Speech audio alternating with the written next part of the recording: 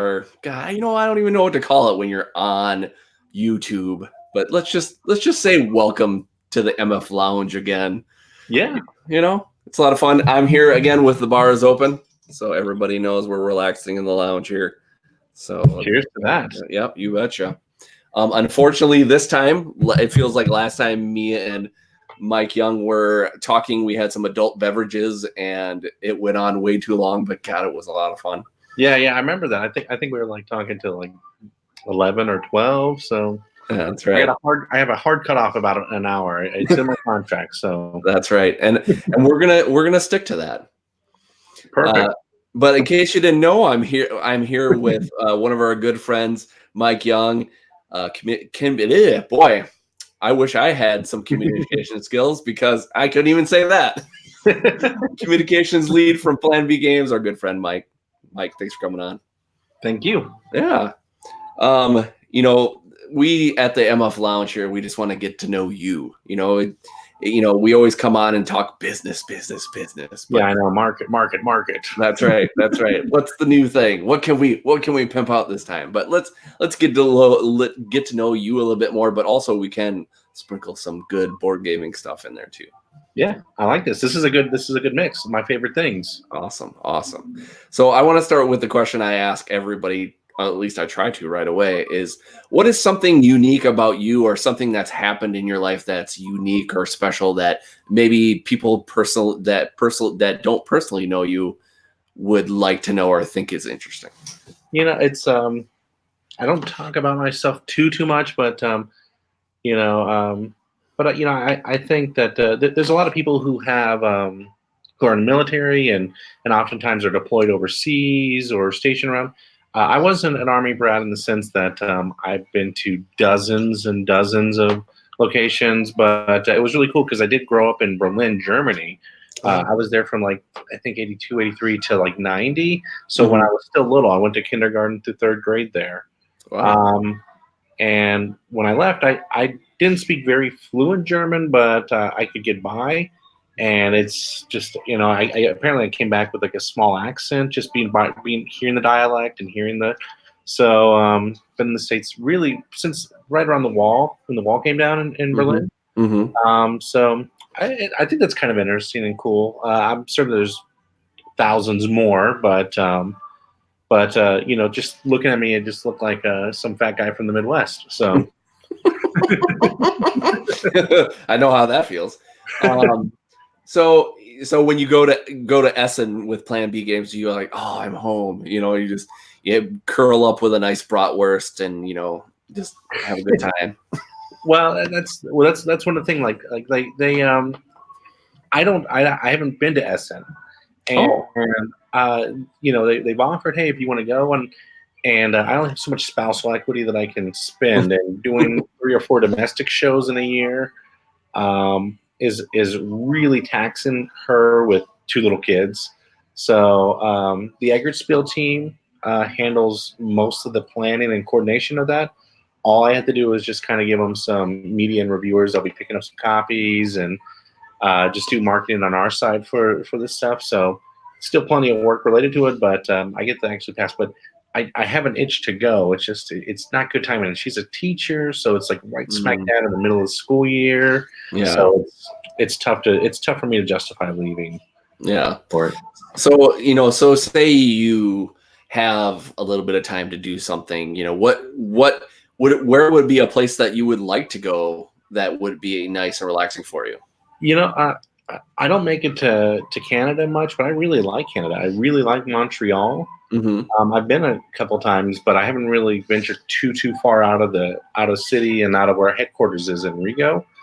But it's really, really cool town. And I do have intentions, someday bringing my wife to France.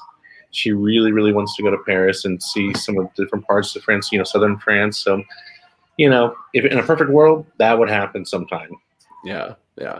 But I suppose now that you have a couple of small children, it's kind of down the road quite a few years. Yeah, that's what I tell my wife. I'm like, I really want to. It'd be really awesome, but if can we justify it? We can get the in-laws maybe to watch them, but for a week or two, because you can't really do a weekend jaunt to France. Yeah, definitely not. Do it right. So Yeah, exactly. Not unless you have a private jet or somebody of famous means. like you, right? Oh, exactly. Yeah, I'm always in that MFG cast playing. MFG1. That's right. That's right. Oh, if only. If only. Oh, that's funny. So that's funny. So what was it your dad or mom that was stationed there? Yeah, my biological father was in the army, and he did, I think, a stint in Korea, and then when we were in the U.S., we went to Oklahoma and I think Texas for a couple months each, or maybe a year each, or something. Hmm. The details are really fuzzy because I was little, but I remember distinctly going to pre-K in Germany, and I really liked that. I mean, the German educational system, I really, really like it. I don't know if it was just for the school district or the school, but we were assigned a teacher at kindergarten, which was cool because that teacher would then stick with me when I went to first grade and went to second grade and went to third grade. Hmm. So I found it really cool because you get to build a deeper relationship with your teacher, and Hmm. it was year-round school, so we were going 6 weeks on, 2 weeks off, sort of thing. Wow. So there was no brain drain, and I can tell you, the U.S. isn't the best when it comes to educational systems, and this is one model that I think really works for all the right reasons. So, but yeah, to get back to your question, my dad was in the army. Nice, nice. The only reason I asked is my dad was in the Marines, so we moved around quite a bit too. So unfortunately, I Yeah, didn't get to yeah. go overseas or anything fun like that. But it's just nice to. Hi, Batista. My dog is making an appearance apparently. Um, that's right. That's true. Um, yes, exactly. So, what do you think that, moving around to these different places and stuff like that, did it give you skills for later on? Or was it something that, I know some people like sometimes when I think about it, I think, it was hard for me because we moved every 3 years. So it was hard to have a stable friendship with somebody and, you just kind of move on from, town to town. I can't say that I don't think I really acquired any skills, but I think that you have a certain sensitivity to the culture, just being Hmm. amongst people, like especially in Germany, because there's this huge stigma with the Holocaust and everything that was related to the persecution of Jews and stuff like that. The German people carry a lot of shame with this, and you can even see it. Like this is kind of how hobby gaming formed because. Euro games came out of this because they didn't want conflict and competition and war in games. Like you see toys and activities like Legos pop up following World War II. So it's very indoctrinated into their culture. So I think you kind of learn to see some of the stuff that maybe you wouldn't always realize if you weren't living day to day, so to speak, in there. Hmm. Yeah. So Yeah. Yeah. It's unfortunate, their past, but it's, from what I hear from now, like people visiting and, and enjoying the culture and stuff like that, it really seems like, something that's unlike any other place, which is, unfortunate that past has to happen to kind of ruin the future that they're, all the fun, all the great stuff that's there. yeah, I mean, there's tons of history in Germany, and there's a huge culture there, and I think we've kind of moved away from that. I think the current generation, our generation, because I want to say that we're probably around the same age, has kind of I think we've kind of moved on, but people, friends that I know from Germany, they feel like they're treated differently, or they always are suspicious, like when people may talk, say something to them, or maybe they feel like they're slighted in some way, and they think that that might be related to it. It's just they're very conscious of this in the back of their mind. So I think obviously over time this will pass, but it's just an interesting just an interesting perspective I think I've had on the matter. So All right. Well, let's get to something that's a little more a little more lighthearted. Little heavy, right? That's right. That's right. So last time we talked, we had a few adult beverages, and it seems like you are a man of good taste and stuff like that. So No, is it so? no one's lied to you. So was it something? And it's funny. I'm leading down this road, which is kind of interesting because again, we seem very similar in age, but so I like to talk about it. Like growing up, how was, what was drinking for you? Was it something where you just didn't care about it until you got to a certain point? Was it something where, you were a little, just like some people of a younger age are like, oh, I just need to try it just to see how it is or whatever? Yeah, no, I think I'm about the most square person you can possibly imagine. Um, I had no aversion to drinking. I just didn't participate in it. I was, Dare totally worked on me. I didn't want any drugs, didn't want any alcohol or anything like this. So I think I had my first drink. It was underage. I think I was 20, and it Yeah. was a Long Island iced tea made very poorly at a ball game. Nice. It was enough to turn me off for another 6 months or a year. But since I wouldn't consider myself a beer connoisseur, but I like to try new beers, Hmm. and I really like ciders. So Nice. uh, like I don't turn anything down. Um, so there's no stigma there, and but yeah, I like it. I also like some whiskeys and stuff like that too. So Nice. Yeah. It's funny that you say that. Again, it feels like we're just saying the same thing, but it was the same thing for me too. Like, I actually had friends that were like, "Oh, I just can't wait to do this," and I was Mhm, like, mhm. "Why?" I'm like, I was the oldest one in our group too, which out of my group of friends. So like when I turned 21, it was like off to the races. Some of these guys like 19 or 20, "Yeah, by all intents and purposes, really are mature enough to do it. So I just make rules with them. Hey, if you're gonna crash if you're gonna drink with me, you're gonna crash with me. I'm gonna let you. You can sleep on my couch. I'm hmm taking your keys. I'm not gonna be held liable for anything. I don't want to feel guilty if something happens to you.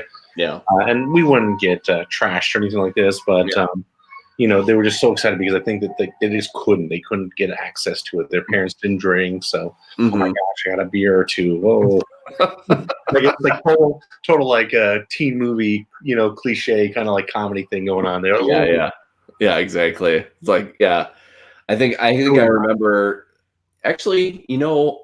I think one time I had something before I was 21, and I think we ended up pouring a little bit. My parents had these old, goofy little, I don't know what you'd call them. They're not sifters, but like whatever, like a glass container that you would carry some kind of alcohol in. And it was weird. It almost looked like a ballerina dress where it was like small on top and then it got bigger at the bottom of it. Oh, okay, And okay. they had a thing of, oh god, I can't even remember at the time. And we ended up putting just a little bit into like, oh, I think it was some kind of iced tea. And it wasn't even enough to like get in trouble about, but we thought we were just like amazing. We're like, "Woo-hoo-hoo," we're having, and instead of like trying to hide it, we're like, this iced tea is amazing. What do you think? I love this iced tea. It's just like, how dumb are you? Yeah, no, that's what it's like. Oh, I think I'm feeling buzzed, and I'm like, okay, okay. That happens if you get two or three in, guys. No big deal. Exactly. Uh, Oh, I'm getting tipsy. yeah, Whatever. exactly. So Youth. We're all so yeah, dumb back then, weren't we? Oh, jeez. I remember there's a chain restaurant. It's kind of an upscale restaurant called Capitol Grill. Hmm. And when I used to work medical sales and service, like, this is where we always brought like doctors and physicians out to eat, and we expense it to the corporate card or whatever. And one of our doctors was from Italy or somewhere in the Mediterranean. And he's like, "You need to have grappas." And I'm like, "What?" He's like, "You need to drink the grappas." So they comes out in this small little, like it's smaller, maybe a little smaller than like a double shot. Hmm. Uh, and he's like, "No, it's good. They don't want to waste anything in Italy, so they take all the stems and the vines, everything that was saturated when they were fermenting the wine, and they press it to create grappas." I said, oh, okay, well, I'm down for anything. It tasted like straight turpentine. It was like, it's like, what am I doing here? Like, can I just get like a blue moon or something? Yeah, no kidding. I know. And it's funny if it's funny when it comes to people who consider themselves professional drinkers. Like I'm not at all. Like I have a couple beers and I'm straight. I don't. Yeah.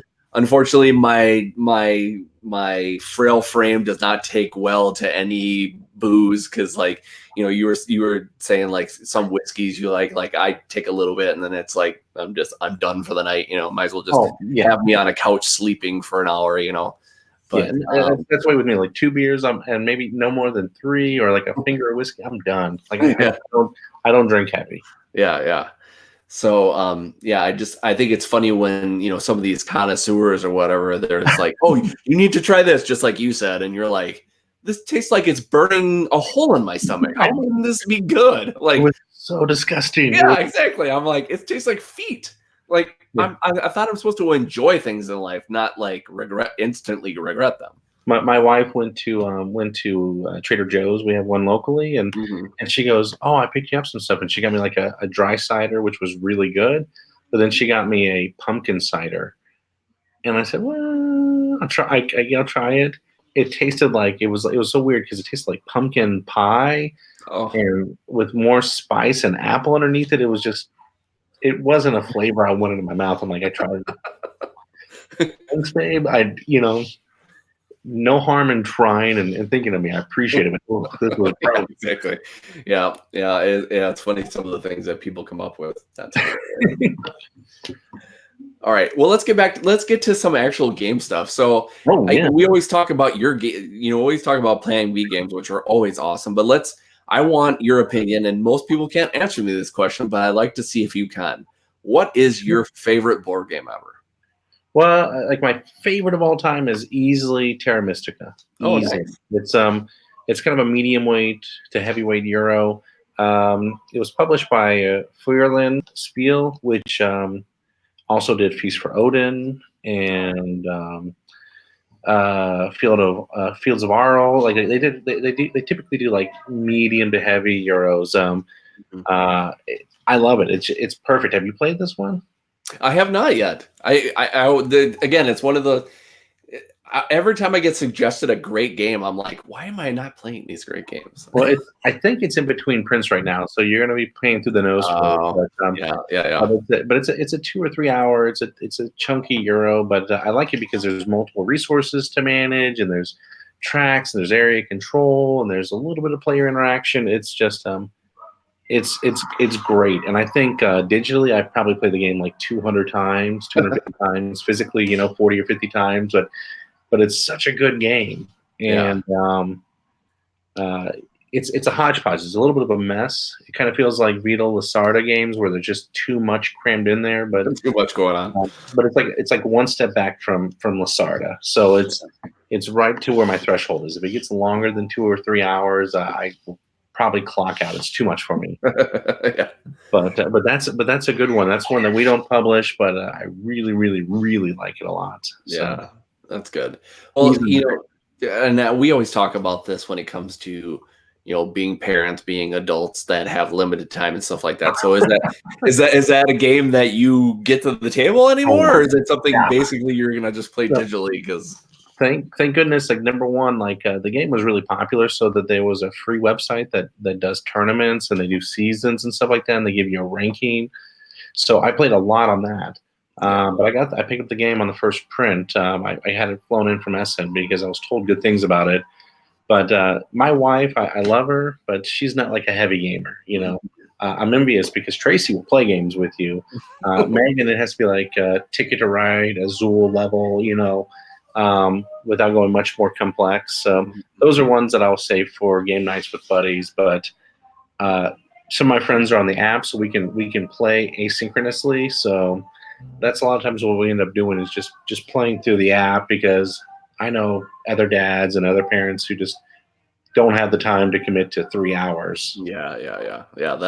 That's tough, and it's funny that you talk about that because we just had a game night recently, and we pulled out Dead of Winter, and Oh we man, were and we were, just putting it out takes so long, but Yeah. we actually played through it pretty quickly, but still it's like, I could see the look on Tracy's face. She was kind of like, this is just taking way too long. It's like we could have played 4 games by now, but every once in a while you have to be like, okay, let's just play this once, and then maybe down the road, then we can look at it again. Yeah, well, that's kind of what it is. Is that I have lots of Muggle friends who just don't get into gaming, and we haven't had we moved into a new home in the last 6 months, 7 months ago, and with just project after project to do because it's an older home, Mm-hmm. it's just been tough for me to justify inviting a bunch of friends over and doing a game night, even just casual game nights. So Yeah. I'm hoping to kind of, as we go into winter, maybe kind of reinstate this because it's really fun just to even if it's just 20-minute, 30-minute, like Mm-hmm. trying to think here. What are games like? We play Junk Art, or we'll play Ticket to Ride. Little simple games just to play because it's so fun to do so. Yeah, exactly. So how long have you been in the business now? I freelanced. I've been freelancing. I freelanced for I think 3 or 4 years, Mm-hmm. and I've been with Plan B going on 3 years now. So I would say about 6 or 7 years total. Yeah.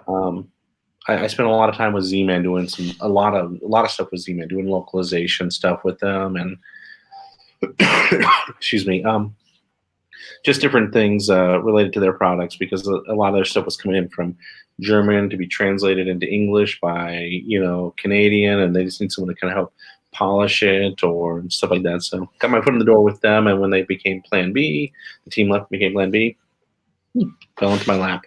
Yeah, nice. So I would say in the board game community, that's quite a while, which is pretty awesome. So I'm not like a rock star designer or anything like that where everyone knows your name, but I can point to 50 to 100 rule books where I've contributed, including Dead of Winter, which I was a playtester on. very nice. So I can point and say, look, there I am. That's kind of cool. Yeah. Well, Like, I would. I just think it's cool. Yeah. Well, I would beg to differ because when we were at Gen Con, it seemed like everybody was very excited to see you. So I don't know. I don't know why you're playing that down, but Well, in full respect to not necessarily me, but I think to Plan B. I mean, we're kind of a big fish in a little pond, and I again say with full humility, the team's amazing. Mhm. But I think we make games that people respond to, at least that are really interested in one to play, and our marketing, which I help with, I think generates interest. So Mhm. yeah, I was I was a rotating table, especially with media interviews and stuff like that. So. Yeah, that's awesome. But I had people pop in like they knew me from Reddit, and I'm like, this is weird. This, I don't know your username, but I'm glad you know me. Sort of thing. That's I need hilarious. security. So You have stalkers now. So what's your favorite thing about being in this industry and working for Plan B? I part of me, I think it's just building relationships, and I mean, it's cool to be on the inside because you get to see all the stuff in development, and you can give some input and some thought on things. Like that's really cool. And I oftentimes try to work as a liaison between what people are saying, what public are saying, to kind of help filter up to our editorial team and stuff.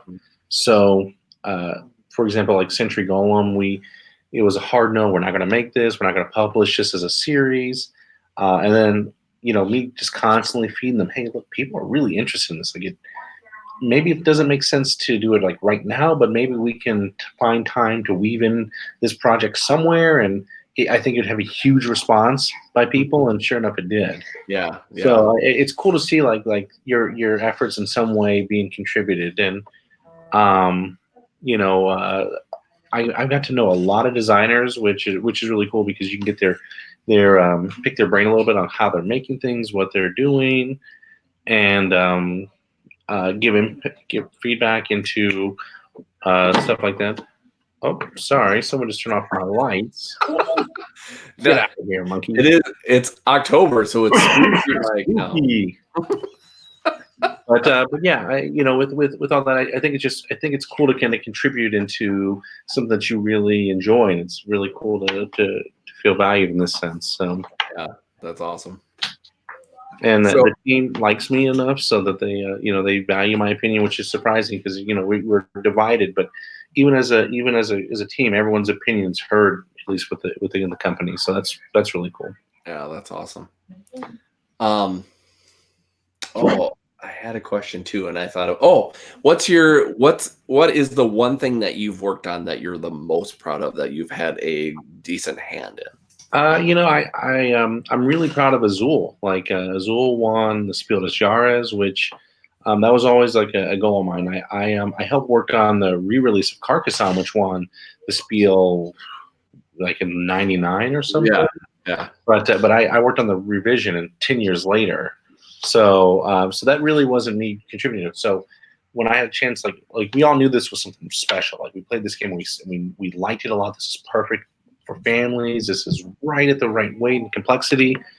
So it felt really cool to contribute into some of the marketing efforts there and get feedback for suggestions for like expansions or little mini expansions. And yeah, so like if I point to anything first ever, like on the wall of stuff I've done, I do that because my name's in that, and you can buy it at Target or you can buy it at Walmart or Amazon. Like, my wife is funny because she's like, yeah, look, my husband helped make this, and so Yeah, that's it's awesome. it's really cool because it really is resonating with a lot of people. It's sold really, really well, and lots of people like it. Yeah, it is a great game. I love it. So yeah, that would easily be the one, but like I love almost all the games that I've worked on. Like I, especially when I was freelancing, like if I didn't like a game, I wouldn't work on it. Like if I read it and played through it a little bit, and I didn't like it, I would just tell them no, thank you. But if I worked on it, I like it in some capacity. So that's my seal of approval. That's awesome. So say that you had to move on from being in the board game industry. What would be, in your opinion, your dream job? I've had a very weird career because I've done medical sales and service. Like I got a license to teach. I went to school to be a teacher, and I left on the eve of my graduation with an offer in hand to make significantly more in medical or to go teach for a year. And I said, I'm going to take the money. I just had a daughter, and I really liked it. I actually wouldn't mind getting back into it, not just for the money, but I really like it. I resonate well in those kind of fields. I don't know. I don't think I'm super scientific, but I just really opened my eyes to something that I had no interest in high school or in college, but I was fascinated by when I got in there. I especially learned a ton about ENT. You gotta excuse my throat.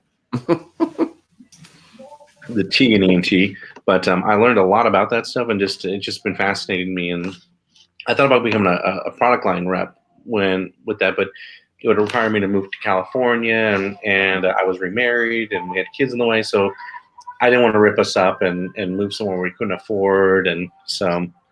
But in a perfect world, that may be where you would see me. Oh, yeah, that's interesting. It's interesting to see where people's passions lay and stuff like that. Well, I think it's a combination of like skill set meeting interest, meeting money, because I've seen the Venn diagram, things I'm good at, Yeah, exactly. things I can be employed by, or things that can employ me down here, like things I'm good at, things I like, and things that will pay me. Yeah, exactly. Yeah. It's funny how that works, isn't it? It's one of those, like, everyone thinks it's if I could only, but yeah, it doesn't. Sometimes it doesn't shape out like that. Yeah, you won't get rich in board games either. I mean, spoilers to anyone listening. I mean, there's some decent paying jobs, but you do it more because you're really interested in the hobby. And exactly. There's some perks. I can work at my jams. That's awesome. I get to travel for shows. That's cool. But I don't know a lot of people driving Lambos or Maserati. So. Yeah, exactly. Yeah, I'm doing this for the love, because God forbid I'm not making any money off of Well, it. honestly, I think that's what happens is you have a lot of people who are just like hobbyists who love playing and love doing, but they want to do something more. They want to contribute more to that community. So you have a lot of media like you guys, or you also have people who just like will start doing like I freelanced and I was doing it for free. Like I was putting the free and freelance. Let me just your rule book was terrible. Can I just look it over? I won't charge you guys for it. Let me just get a crack at it, and I'll give you guys some tips and pointers, and that eventually led to being paid to do it, and then working with a couple publishers. So yeah, I mean, you start somewhere, and you do it just because you're interested. Yeah, yeah, and it makes sense. It feels, and I think that's why the board game community is a great community to be in because I think everybody kind of has their own, passion about it. So, a lot of that's where a lot of a lot of people converge because it's like obviously we're not doing this for the big money. We're not doing this to be superstars. We're doing this to meet other people that enjoy this and, share the love. Yeah, no, exactly. I mean, for every major celebrity, like I consider Jamie Stegmaier a friend, and he's probably doing really really well because site sells well, and a little game called Wingspan did well, and some Civilization games coming out, it's going to do well. But for Never. every story, like you hear, like a smash success, and he's probably pretty well to do. You have dozens, if not hundreds, of people just doing it because it's just good work. They love it. They have enough to take care of their family. So Yeah, that's great. Well, let's get onto another subject that I like to talk to people about, and that's the music side of things. music. Yeah. So what's something that really excites you? Like it's last time I said it, you identify with, but like what's something that just when it's on, it just you just really enjoy it. It's tough because I'm very much stuck in like that dad rock mode where I think back to my college days and this is all the music that I like. But I did a part-time gig working for a couple like independent labels. Okay. So there's lots of acts that I really like. Like I really like Arcade Fire. They're probably the biggest of the independent bands. They're really really good. But the latest albums have just been complete crap, honestly. But they keep on evolving their sound and what the album intention is. But I find myself going back a lot to like post rock stuff. I don't know if you listen to some of the more popular acts would be like Explosions in the Sky. It's almost purely instrumental, minimal vocals, but just really impactful. Like it's just like imagine like classical music, not with boring, but with guitars and with drums and bass and stuff. So their claim to fame, they did the Friday Night Lights soundtrack. Oh, gotcha. So you may identify some of the songs, but they're really good, and there's a plethora of like really small groups. Like there's this group out of Montreal called Godspeed You Black Emperor, and it's just and Silver Mount Zion. It's just really really it's not strange. It's just different. They use non-traditional tempos and non-traditional like you typically use the 4/4 signatures, but they're doing weird stuff with the signatures. So it's I really really like it, and but it's somewhat droning. It's some of it can be very depressing, especially Godspeed stuff. But the Explosion in the Sky stuff is super accessible. It's really fun listening. It just and there's highs and lows, and I don't know. It hits me, and I like listening to it. I make the boys listen to it, and they could care less. But my daughter, who's 12, is just like, or 13 now, but she's like, whatever. She's been finding her own music recently, but But yeah, I would say those are some. If you want like a really crazy album, Neutral Milk Hotel did this. They're kind of like a baroque pop kind of group. It's very strange, but it's it's an incredible album. But it's strange. It sounds like circus music with lyrics, but it's so good and emotionally impactful. I would recommend this one. It's I can't remember the album name, but they're really really good. That's awesome. I love some of these newer bands that it feels like they just like took like 20 fortune cookies and just cut out a bunch of words and then threw them together and was like, "This is our name now." Yeah, my kiddo, my daughter was at one point into whatever that music Skrillex is. I'm not sure Oh, what the genre is, mm. and it's just nonsense noise. I don't know what this is. I'm getting old. Terrible. Oh, that's hilarious. Yeah, and it's funny to try to introduce music to your kids and just to see what sticks and what doesn't, Yeah, that yeah. kind of thing. Like, fortunately for us, Logan likes a lot of the same stuff we do, but he also likes a lot of his own things. And then, like, we just saw the movie yesterday. Oh That yeah, that's Yeah, so good. oh, so good. And and me and Tracy had thought that we had, played a lot of these Beatles tunes for him and that he knew them, but Yeah. he's like, "That's the Beatles?" And then we play another song. "That's the Beatles too?" He was just in the shower while we're playing Alexa and it was playing a bunch of Beatles stuff. And he's like, "Dad, the Beatles, they made a lot of Yeah, great songs." yeah, I'm yeah, like, they did. "Yeah, you and the rest of the world think that, I'm sure." My our 4-year-old Grayson, my wife got into the Hamilton soundtrack big time. Mhm. Like, we actually have tickets to go see him next spring. Nice.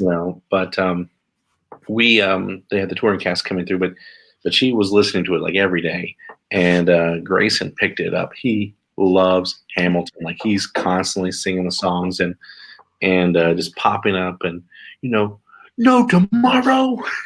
So, have you heard the Hamilton soundtrack? I haven't. That's another one that everyone says is good. It's like, like the same thing with oh, what's that movie? Gosh, it's got Hugh Jackman in it. It's The the one Greatest about Greatest show. Oh, my yeah, wife's the coming Greatest up. Show. She's telling me. That's easy outside. Go to dinner when you're done. Good night. Yeah, like the Greatest Showman. Like Yeah. we kind of heard about that, and then we watched the movie, and then bought the soundtrack immediately, and of Oh yeah, course yeah. loved it. My wife loves it. I'm not a huge musical fan, but I think like it's something hidden inside me because I'm like, yeah, this is actually pretty good. Like, it's Mhm, same here. watching or two, and I'm like, yeah, no, I like the songs. And Hamilton, I couldn't understand, like, I couldn't get the synthesis of it all. I couldn't put it together. And Mhm. she's like, no, just listen. I started listening to them in sequence, and I'm just like, because I'm a history major, so I'm like, oh no, this is really cool. But Hamilton's really unique because it's something completely different for Broadway. I mean, you're having R&B, hip hop, rock. Even like some of the British invasion pop Mhm. stuff is put into some of the songs. It's really really cool. Lin Manuel Miranda is like a super clever songwriter Yeah. and composer to put all this together. So Yeah. Yeah. it's worth your time. I think if you have a Amazon Music, you can get it. You can listen to it for free. I'm Nice. certain that there's a YouTube that you can watch of and just set it on stream for 2 hours or whatever. It's really really cool.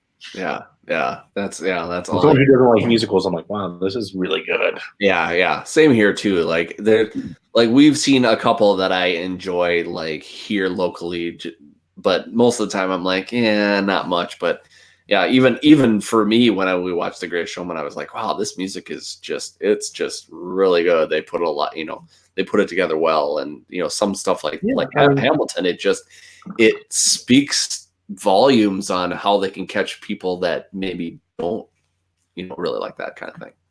yeah. Well, no, I know, and it's just it's really interesting. I mean, like, if it's a catchy beat, that's great, but I'm so used to like Rodgers and Hammerstein musicals Hmm. or Andrew Lloyd Webber musicals, which aren't terrible. I listen to my fair share of Evita and stuff like that, but no, like, they're really good. And it's contemporary, and so yeah, Yeah. surprisingly how enjoyable it is. Yeah.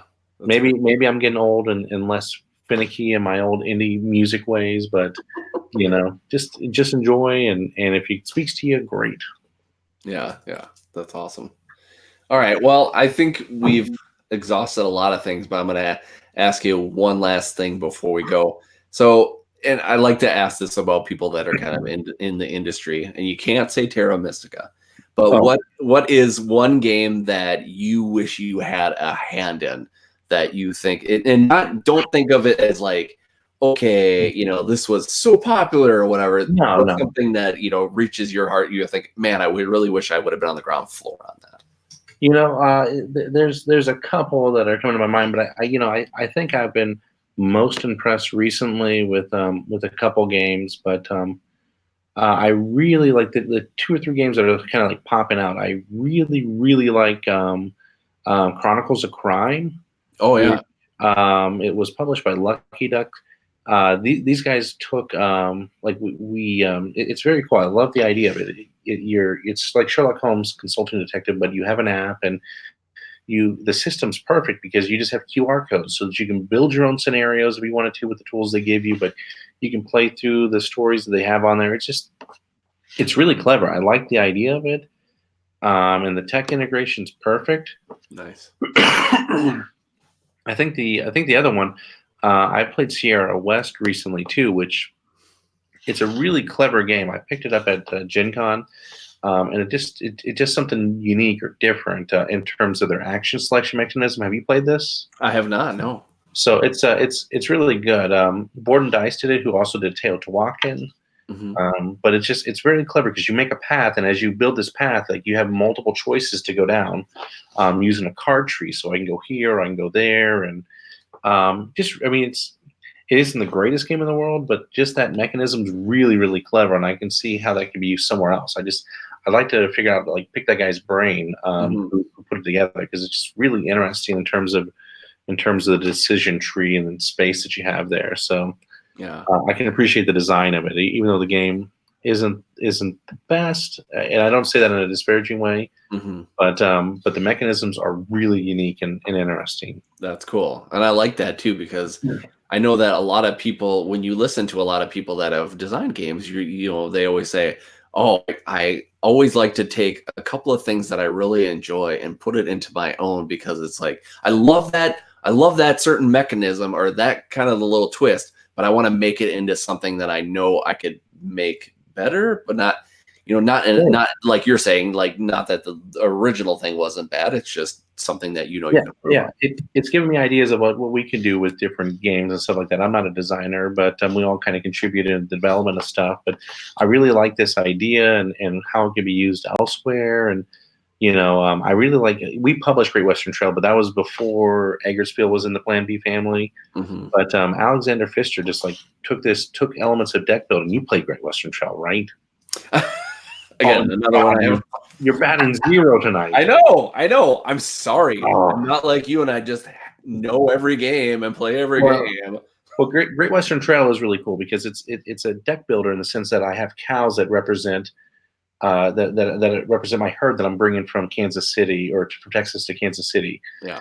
And but what's cool is that I can thin my herd out a little bit, and I want to get them stopped at a certain destination to sell cows and pick up more cows. But it's also a rondelle mechanism where you go from point to point to point to point to point, and you're going in rotation. Basically, you have the same start point, you have the same end point. Yeah. But there's a pathing system that you can create as you play. The players will make their own paths. So maybe I'll go this path, maybe I'll go that path, and it's a really unique, interesting spin on it, and I like it a lot. It's not to toot Eggertspiel's horn, but it's really, really good game, and I think it's ranked really well on BGG, so it's really resonated with a lot of gamers. Yeah, and it seems like no matter who I've ever heard talk about that game, there's no disparaging about that game. It's just it's and a lot of people, it's a lot of there's going to be some board gamers, unfortunately, that don't like the Wild West theme. They're just going to be like, I don't really care, but that's what turned me off originally. I didn't want to play it. Yeah. But, and again, I think we've talked about that even on this podcast. It's like, don't ever take the look of something for granted because you could be destroying a gem in the wild, just like Great Western Trail. Yeah, no, it's really good. Like once I got over the notion that you're playing a cowboy and stuff like this, it's really, really clever. Like the theme it actually works really well with it, but I don't feel like I'm a cowboy in it. But I had no interest in it. The box art didn't speak to me as much. But I said, okay, I'm going to play it, twist my arm. Oh my gosh, it's really good. Yeah. And same with Sierra West. It has like the theme is like 1850s like prospecting, like you're going west. Hmm. So I'm not a Western fan by any stretch of the imagination. The theme doesn't speak to me at all, but it was really cool. So Yeah, that's awesome. It's very cool. Well, it was great to see you again. It feels like it's been way too long since we've talked. yeah, I know. I mean, Gen Con is a little crazy because it's just like, okay, 30 minutes and we're cycling in, cycling out, and I'm pretty sure Logan dominated that conversation. He So sure did. He sure did. He did it with panache. He still talks about the old fist bump and make it rain. So you've obviously left your mark. perfect that I've imprinted. This is apparently I do this with every child I know. I'm like, fist bump, look at me. I don't know. It's a stupid thing. I've done it with my kids for like the longest time, but whatever. Nice. I'm glad that it's some way he likes it. So That's right. That's right. So if anybody listening loves the way that Mike talks and the way he is, which I'm sure you do, make sure you go on to anything, Plan B, Next Move, Eggertspiel. You're going to be, that's right. You're going to be a part of it. You're going to be on there on Facebook, on Twitter, and stuff like that. It's always good to talk to you. Yeah, no, don't. I mean, typically, if you're interacting with us somewhere on social media, it's probably with me. We finally got customer service to have our own customer service person to handle all the requests because I was doing that at one point too, and it's just overwhelming. Yeah. So, but if it's on social media, you're probably interacting with me. But I'm also really active in a lot of groups too. So, very cool. You know, if any of your viewers pop over and say hi or whatever, you know, make sure you tag MFG Cast or the MFG Lounge. That's I'm right. just pointing at something because you're going to insert a button, maybe. That's right. Yep. I'll just probably put a little piece of paper in front of you. But yeah, just tell me that you know Kurt and thumbs up with me. Because a friend of Kurt's, friend of mine. That's right. All right. Again, thanks to Mike for coming on, and hopefully we'll see you next time in the MF Lounge. Thanks for watching. Take care, everyone.